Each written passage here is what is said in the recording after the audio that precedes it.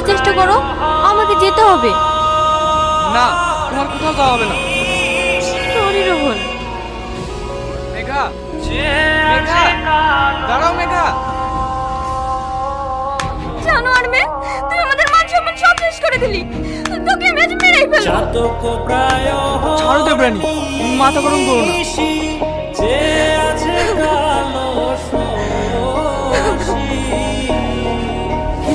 আমি হব ওকে যেভাবে পিটছিল, আমি ভয়ে যেতে পারিনি। আপনি তো এই গ্রামের মরদ, তাই না? হ্যাঁ, কিছু বলবে? যাকে বেঁধে রেখেছেন ওটা আমার বন্ধু। ওর জন্য আমি ক্ষমা চাইছি, প্লিজ ওকে ছেড়ে দেন। শালা, তুই আমার মান সম্মান নষ্ট করে এরকম ক্ষমা চাইতে এসেছিস? আজিজ থামো, মাথা গরম করো না। মাথা গরম করবো না মানে? ওকে আমি শেষ করে ফেলবো। তোমার হবু বউ ওই ছেলেটার সঙ্গে পালাতে গিয়েছিল, এখানে তো ওর একা দোষ নাই। ওরা একে অপরকে অনেক ভালোবাসে মরদ সাহেব। বাড়ি থেকে অন্য জায়গায় বিয়ে দিতে যাচ্ছিল বলে ওরা পালিয়ে যাচ্ছিল। বুঝলাম।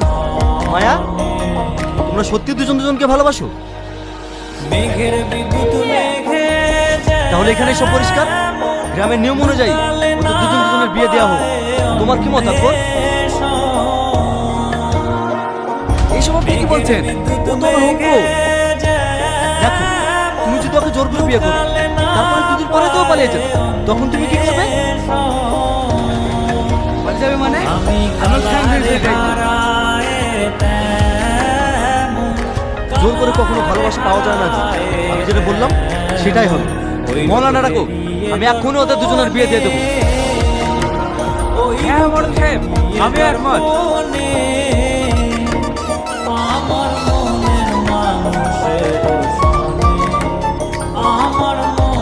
যাক, ভালো ভালো বিড়া হয়ে গেল। এবার সবাই মিলে বাড়ি। কি ভালোই মনে হলো?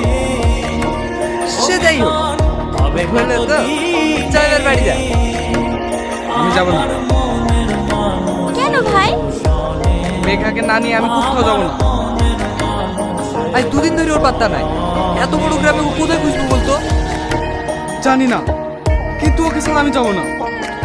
তো ঠিক আছে, আমরা সবাই মিলে খুঁজলেই তো হয়। ঠিক বলেছেন ভাই, আমরা রোহন ভাইয়ের গার্লফ্রেন্ড খুঁজে বার করবই।